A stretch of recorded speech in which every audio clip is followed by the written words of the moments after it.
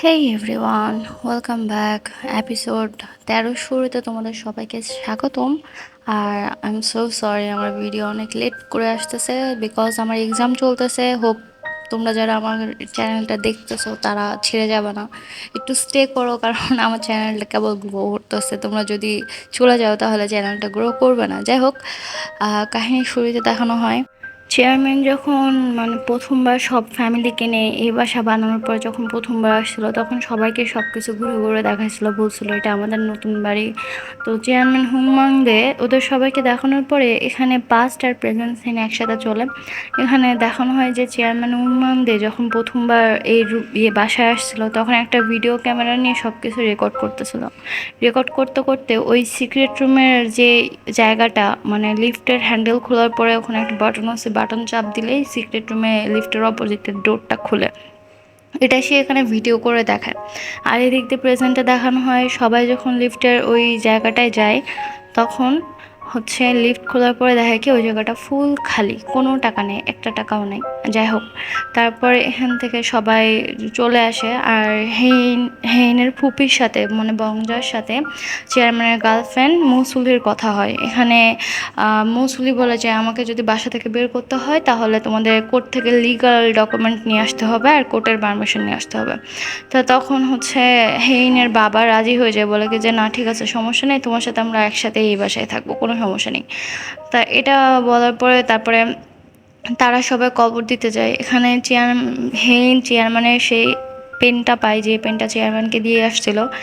ওখানে পেনের মধ্যে রেকর্ড শুনে ওখানে চেয়ারম্যান বলে যে আমি আমার পুরো জীবন সব টাকা বাঁচাতে লাগাই দিছি।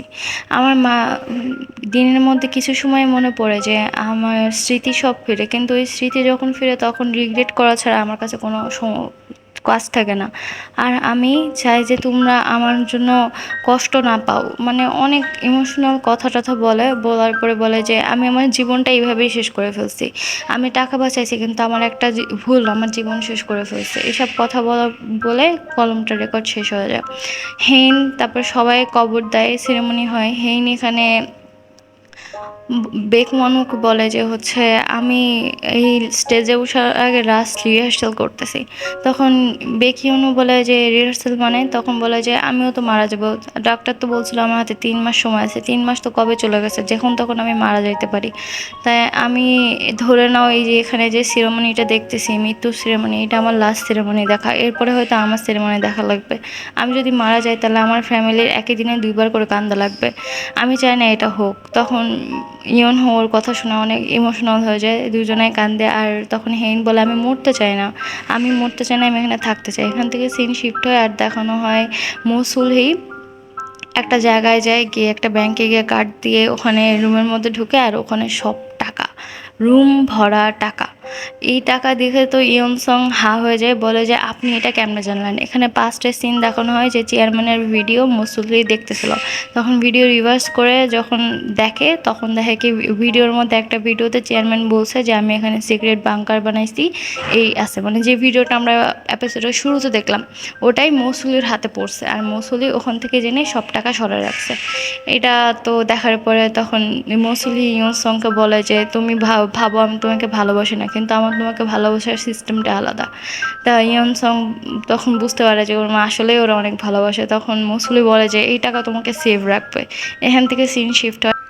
এখানে আমরা জানতে পারি যে চেয়ারম্যান অসুস্থ হওয়ার আগে যে তার 21% শেয়ার ছিল, ওই শেয়ার মৌসুলিকে যে দিছিল, চেয়ারম্যান মারা যাওয়ার কারণে এখন ওই 21% শেয়ার চেয়ারম্যানের পুরো ফ্যামিলির কাছে চলে আসে। আর ইয়নসং যে 58% শেয়ারের মালিক ছিল। ইয়নসং 58.1% শেয়ারের মালিক থেকে 38.1% শেয়ারের মালিক হয়ে যাবে। আর বাকি চেয়ারম্যানের ফ্যামিলি 34.7% মালিক হয়ে যায়, যার কারণে দুজনের শেয়ারের মধ্যে পার্থক্য থাকবে শুধুমাত্র 3.8%-এর। সো এটা আর কি এটা ইয়নহুর বাবাকে ইয়নহুর ভাই বলে। এটা জানার পরে ইউনুর বাপ বলে যে তুমি এত ইন্টেলিজেন্ট কবে হইলা? তখন ইউনুর ভাই বলে আমি আসলে ওদের শেয়ার কোম্পানিতে আছি, আমি শেয়ারের ওখানে স্টক বেচা কেনা করি। তখন এটা শুনে ইউনুর বাবা বলে কেউ যদি জিজ্ঞেস করে যে তোমার বাবাকে, তাহলে খবরদার আমার নাম জীবনেও বলবো না। মানে ইউনুর বাবা এটা শুনে খুব খারাপ লাগে যে তার ছেলে এরকমভাবে চিন্তা করে। যাই হোক, তারপরে হচ্ছে এখান থেকে সিন শিফট হয়। ইউনহুর বাবা আর হিনের বাবা দুজনে যখন বসেছিল, তখনই ইউনহু ওখানে আসার পরে ইউনহুর ফোনে জার্মানি থেকে কল আসে। যেখানে জার্মানি থেকে কল আসার পরে ইউনহু সবাইকে, ইউনুর বাবা হেইনের বাবাকে জানায় যে জার্মানি থেকে কল দিয়ে বলছে যে হেইন সুস্থ হতে পারে। হচ্ছে হেইনের ব্রেনের যেই টিউমার আছে ওটা হচ্ছে তারা গামা রশ্মি দিয়ে হচ্ছে ট্রিটমেন্ট করে সুস্থ করে দিতে পারবে, এতে কোনো সার্জারি করা লাগবে না। তখনই হেইনের বাবা তো খুব খুশি হয়ে যায়। তাহলে তখন বলে যে তাহলে আমরা এটা এখনই সবাইকে জানাই। তখনই ইউনহু বলে যে হচ্ছে কিন্তু একটা সমস্যা আছে। এইটার কারণে হেইনের লং টাইম মেমোরি যেই হচ্ছে প্রেজেন্টে যেই যতগুলো মেমোরি আছে এই সব মেমোরিগুলো ইরেজ হয়ে যাবে, যার কারণে হেইন অনেক কিছু ভুলে যাবে, আমাদেরকে ভুলে যাবে। এটা শোনার পরে হেইনের বাবা হচ্ছে ইউনহুকে বলে ঠিক আছে, তুমি এই কথাটা কাউকে বলো না, এই কথাটা তুমি জানো তোমার মধ্যেই থাকুক, আর তুমি এই কথাটা কাউকে বলো না। তখন ইউনহু রাজি হয়। ইউনহু এই কথা বাদে সব কথা জানায়। হেইন তো বিশ্বাসই করতে পারে না। হেইন পুরো রাত ইউনহুর রুমে আসে আর বলে ওটা কোনো প্র্যাঙ্ক কল ছিল না তো, তোমাকে কলই করে বলছিল তো, ওরাই বলছিল তো, আমি সত্যি সুস্থ হয়ে যাব তো। তখন ইউনহু সব কিছুর কনফার্মেশন দিলে তখন হেইন বাইরে গিয়ে অনেক কান্না করে। তখন ইউনহু গিয়ে বলে তুমি কাঁদতেছো কেন? তখন হেইন বলে আমি অনেকদিন পর এত খুশি হয়েছি, আমার মনে হচ্ছে আমি দুঃস্বপ্ন থেকে উঠে গেছি। তখন ইউনহু হেইনকে শান্ত করে আর দুজনে খুশিতে থাকে। এখন তারপরে দিন সকালবেলা সিন দেখানো হয়, হেইন আর ইউনহু দুজনে ঘুরতে যায়, আর ঘুরতে গিয়ে এখানে অনেক মজা করে। আর হেইন এখানে রিভিল করে যে হচ্ছে হেইন ইউনহুর কাছ থেকে 3টা সিক্রেট কথা লুকাইছে। আর হচ্ছে তার মধ্যে ফার্স্ট হচ্ছে ওদের কাছে যে এমপি3টা, ইউনহুর কাছে যে এমপি3টা আছে ওটা হচ্ছে হেইনের। এটা শোনার পরে তো ইউনহু বিশ্বাসই করতে পারে না। পরে হচ্ছে খুশি বলে জানো আমি তোমাকে অনেক খুঁজছি, মানে ইউনহু বলে যে ওরও প্রথম দেখায় খুব ভালো লাগছিল। এখান থেকে পরে হচ্ছে দুজনা, হেইন প্রমিস করে যে হচ্ছে ও সার্জারি হয়ে যাওয়ার পরে দুজনে মিলে অনেক ঘোরাঘুরি করবে, আর ইউনহু কখনো হেইনের কাছ থেকে দূরে যাবে না। আর ইউনহু যে রিং দিয়ে প্রপোজ করছিল যে ডিভোর্সটা ভুলে আমরা আবার একসাথে প্রেম করি, ওই প্রপোজটা অ্যাকসেপ্ট করে। আর ইউনহু এটা দেখে অনেক খুশি হয়, খুশিতে কান্না করে দেয়। এখান থেকে সিন শিফট হয় আর হচ্ছে হেইনের আমার পিএকে দেখানো হয়। মানে পিএর নাম গ্রেস, বাট আমার বলতে বিরক্ত লাগে এই জন্য আমি বলি না। এখানে পিএকে দেখানো হয়। তারপরে দেখানো হয় যে হচ্ছে পিএ টাকা নিতে আসছে, তাই মৌসুলিও টাকা দিয়ে দেয়। 45 বিলিয়ন টাকা হয় তার 5% অনুযায়ী, কিন্তু মৌসুলি 60 বিলিয়ন টাকা দিয়ে দেয়। এটা দেখার পরে গ্রেস তো অনেক খুশি হয়ে যায়, কিন্তু বলে মৌসুলি বলে তুমি এই টাকাটা তুলতে পারবে না, কারণ হচ্ছে যতক্ষণ না আমি এটা হচ্ছে শিওরিটি পাইতেছি যে তুমি হচ্ছে আমারই লোক, ততক্ষণ আমি এই টাকাটা না তোলার জন্য রেস্ট্রিকশন দিয়ে রাখছি। আমি যতক্ষণ না রেস্ট্রিকশন সরাবো তুমি এই টাকাটা তুলতে পারবে না, টাকা তোমার অ্যাকাউন্টে থাকবে কিন্তু তুলতে পারবে না। এটা শোনার পরে তো গ্রেস মানে একটু মন খারাপ করে, কিন্তু তাও খুশি থাকে যে অ্যাট লাস্ট টাকা তো পাইছে। এখান থেকে সিন শিফট হয়। এখানে ইউনসং এর হচ্ছে কাছে এসে একজন বলে যে চেয়ারম্যানের ছেলে হুমংসো, মানে বড় ছেলে এটা, যার সাথে চেয়ারম্যান কথা বলতো না, রাগ করছিল। হুমংসো হচ্ছে এলপিসির মানে সিইও এর সাথে দেখা করছে, আর এলপিসির সবার সাথে কন্ট্যাক্ট রাখার চেষ্টা করতেছে। এটা শুনে ইউনসং একটু ভয় পেয়ে যায়। তখন হচ্ছে ওর মাকে এসে বলার পরে মৌসুলি বলে ঠিক আছে, তোমার কাছে যে টাকাটা আছে স্ল্যাশ ব্র্যান্ডের, ওই টাকাটাতে তোমার হচ্ছে পজিশন ঠিক থাকবে। তখন ইয়নসং ওই স্ল্যাশ ফান্ড দিয়ে হচ্ছে ডিল করে, মানে স্ল্যাশ ফান্ডে 21% মেবি শেয়ার, ওই শেয়ার দিয়ে সে হচ্ছে অন্য জায়গায় কোম্পানির সাথে ডিল করে। আর এটা হচ্ছে যখন ইয়নহুর কানে আসে তখন ইয়নহু তো খুশি হয়ে যায়, বলে কি যে এখন স্ল্যাশ ফান্ড যেহেতু ইয়নসং রিভিল করে দিছে, তার মানে হচ্ছে ইয়নসং জালের মধ্যে ফেসে গেছে। কিন্তু এদিক দিয়ে দেখানো হয় যে হচ্ছে অন্যদিকে হ্যাঁ, ইউনহুর উপরে যে আক্রমণ করছিল ওই লোকটার কোনো খোঁজ পাওয়া যাচ্ছে না। ওই লোক কিন্তু এদিকে সিন শিফটে আমরা দেখতে পারি একজন গাড়িতে মরে আছে, আর এটা পাওয়া গেছে কিন্তু বডি ডিকম্পোজ হওয়ার কারণে ওই লোকটার হচ্ছে চেহারা চেনা যাচ্ছে না। এখন এটা কে মারা গেছে, আই থিঙ্ক ইউনহুর উপর যে বারবার আক্রমণ করতো আর লাস্ট টাইম মেরে ফেলতে গেছিলো, আর যাকে ইউনহু খুঁজতেছে এটা সেই লোকে, I think so, but I don't know. আর এখান থেকে জিনিস সিন শিফট হয়। গ্রেস হচ্ছে আসে ওর ইয়ের সাথে দেখা করতে, মালকিনের সাথে, মানে হেইনের মার সাথে দেখা করতে। পাম্পট্টি দিয়ে থেরাপি দিতে থাকে। আর এখান থেকে ওরা থেরাপি নেয়, কিন্তু হচ্ছে ইউনহুর মাও সাথে নেয়, কিন্তু ইউনহুর মা বলে যে আমার আসলে কিতু কিতু লাগতেছে, ও যে থেরাপি দিতেছে, ফার্স্ট টাইম এরকম থেরাপি নিতেছি। যাই হোক, এখান থেকে সিন শিফট হয়। গ্রেস ওখান থেকে ফিরে এসে মৌসুলিকে সব ইনফরমেশন দেয় আর বলে যে দাহি ওখানে আছে, দাহির ওখানে সচিওদের সাথে ভালোবাসা হয়ে গেছে, যার কারণে হচ্ছে দাহি ওখানে আছে আর দাহি আসবে না এই কথা বলছে। আর হচ্ছে এখানে তারপরে এটাও বলে যে হেইন হচ্ছে যাচ্ছে বাইরে, বাইরে যাচ্ছে জার্মানিতে নিজের অপারেশনের জন্য। এটা আবার মৌসুলিকে বলার টাইমে ইয়ংসো শুনে। সবাই পরের দিনই হচ্ছে কুইন হাউসে ফেরার জন্য রেডি হতে থাকে, কিন্তু সোচিওল এখানে দাহিকে, মানে সব ফ্যামিলি একসাথে বসে সোচিওল ওর মাকে বলে যে হচ্ছে আমি যাব না, আমি দাহির সাথে আলাদা রুম নিয়ে থাকবো। তা সোচিওলের মা বলে যে কেন তোমার আলাদা রুম লাগবে, আমাদের সাথে যাইতে সমস্যা কি? দাহিকে বলতে থাকে তুমি আমার ছেলের মাথার মধ্যে এইসব ঢুকাইছো না। তখন সোচিওল বলে যে মা, আপনার যদি আমার দাহির সাথে কথা বলতে হয় তাহলে আমাদের লয়ারের সাথে কথা বলবেন, মানে ইউনহুর দিকে আঙুল দেয়। ইউনহুর তখন বলে যে আমাকে এইসবের মাঝখানে টানবে না। তখন হেইন বলে যে মা, আমিও আলাদা থাকবো, আমি ইয়নহুর বাসায় থাকবো, ইয়নহুর বাসা এয়ারপোর্টের কাছে। তখন সোজেল বলে না, ইয়নহুর বাসা এয়ারপোর্টের কাছে না, ইয়নহুর বাসা এয়ারপোর্ট থেকে দূরে। তখন বলে যে না, হচ্ছে কাছে, আমি জার্মানিতে যাবো, তাই ইয়নের সাথে ইয়ে করবো। তখন ওর মা বলে যে তুমি সরাসরি বলো না তুমি ইয়নহুর সাথে সময় কাটাবে, ঠিক আছে, আমাদের এতে কোনো আপত্তি নেই, তোমরা যেও। সচিও বলে বাহ, প্রথমবার মা হেইনের সাইড নিছে, এটা তো দেখলে অবাক লাগতেছে। যাই হোক, এখান থেকে সিন শিফট হয়। রাতের বেলা হেইনের মা হেইনের রুমে যায়, গিয়ে একটু ভালো মন্দ কথা বলে, নিজের দুঃখের কথা বলে যে 20 বছর হয়ে গেছে আমি তোমার উপরে রাগ করেছিলাম, মানে এখানে নিজের যত গিল্টি ফিল আছে সব বলে। হেইন বলে আমি আপনাকে মাফ করে দিছি। মা মেয়ের সুন্দর সম্পর্ক। যাই হোক, পরের দিন সকালবেলা হচ্ছে সচিওল তো বলছিল যে ও থাকবে, আর বাবা মা গেলেও ও থাকবে। তা সচিওল সব ব্যাগটা গাড়ির মধ্যে দিয়ে যখন ওর বাপ মার কাছে আসে, দেখে ওর বাপ মা ইউনহুর বাপ মার সাথে কথা বলতেছে আর যাওয়ার কোনো নামই নেই। তা সচিওল বারবার মনে করে আপনাদের এখনই যাইতে হবে। তখন ইউনহুর বাপ মা বলে আপনি দুপুরে লাঞ্চ করে যাইতেন। তখন সচিওল বলে না না, ওদের লেট হয়ে যাবে। তখন হেইনের বাবা বলে যে না না, আসলে এটা ভালো বুদ্ধি, আমরা লাঞ্চ করে কিন্তু যেতে পারি। সচিওল বলে আপনাদের কি টাইম জ্ঞান নেই যে কখন যাইতে হবে?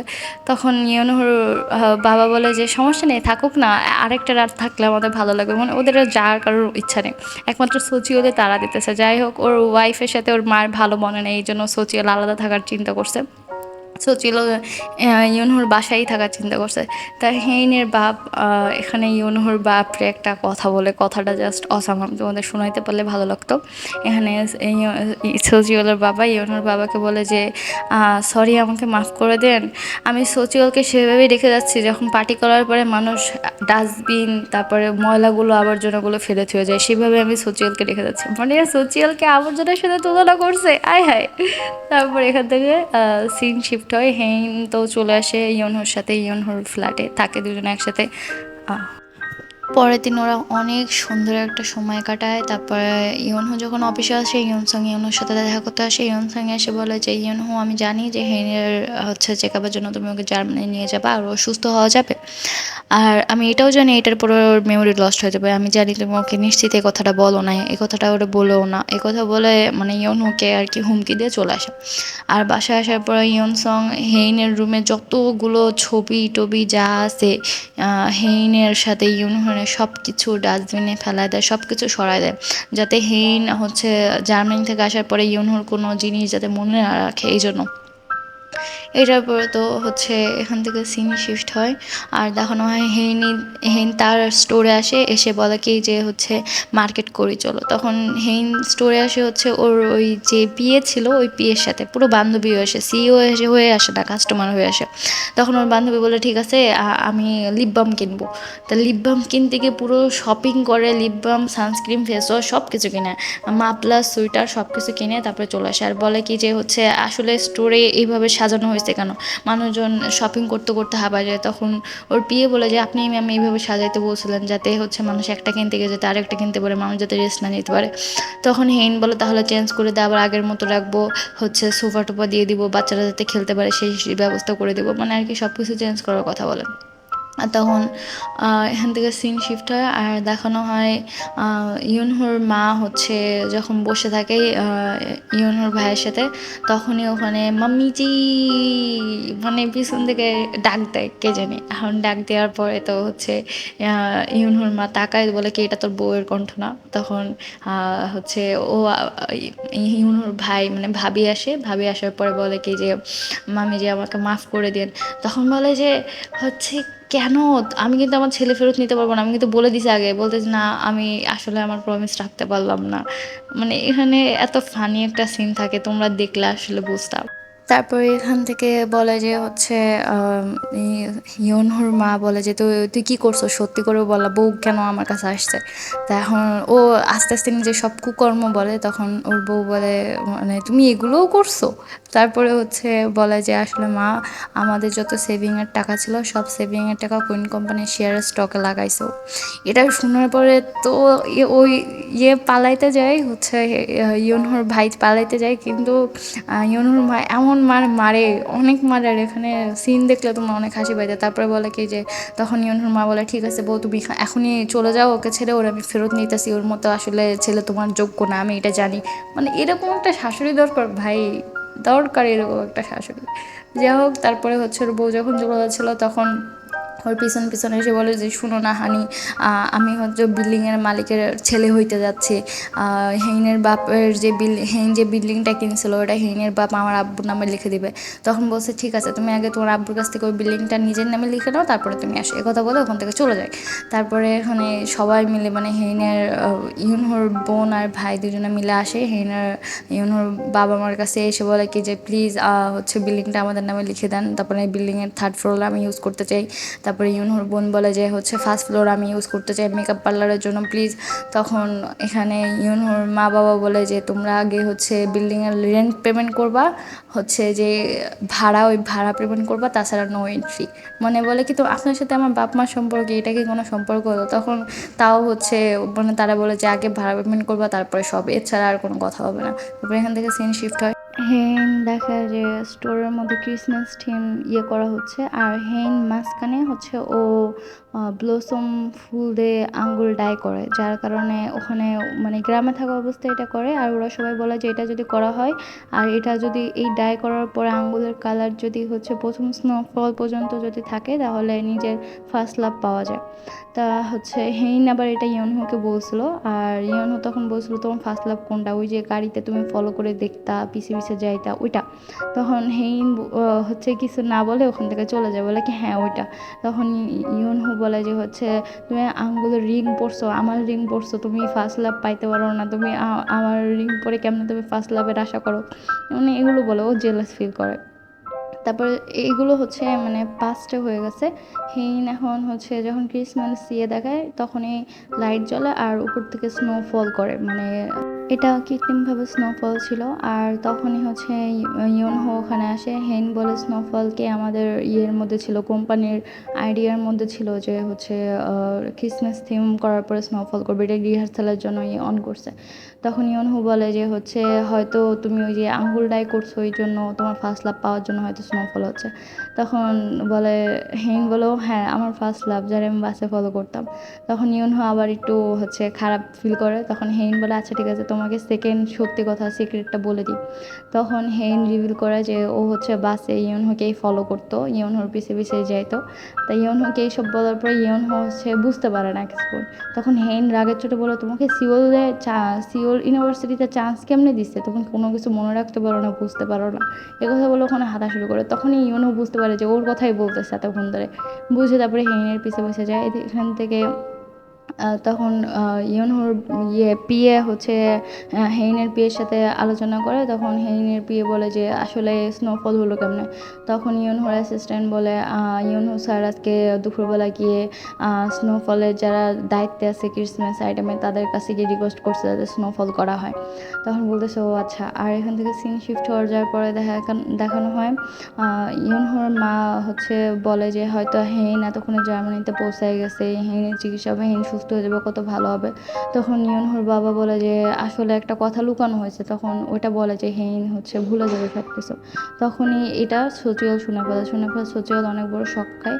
আর এদিক দিয়ে দেখানো হয় হেইনের বাবাও হেইনের মাকে কথা বলে দেয়। হেইনের মা অনেক কষ্ট পায়, অনেক কান্দে, বলে কি ঠিক আছে তাও তোমরা ঠিক কাজ করছো, হেইনকে না বলে, নাহলে হেইন চিকিৎসাই করাতো না। এদিক দিয়ে হেইন যখনই জার্মানি চলে আসে তখনই ইয়নহো এই কথা হেইনকে জানায় দেয়। হেইন জানার পরে সার্জারি করবে না বলে চলে যাচ্ছিলো, কিন্তু ইয়নহো রিকোয়েস্ট করে প্লিজ আমার জন্য তুমি সার্জারিটা করো। আর এখানে সিন শিফট হলে দেখানো হয় ইয়নসংও জার্মানি আসার জন্য টিকিট কাটে, মানে হচ্ছে এয়ারপোর্টে থাকে। আমরা বুঝতে পারি যে হেইনদের সাথে ইয়নসংও হচ্ছে মেবি যাচ্ছে।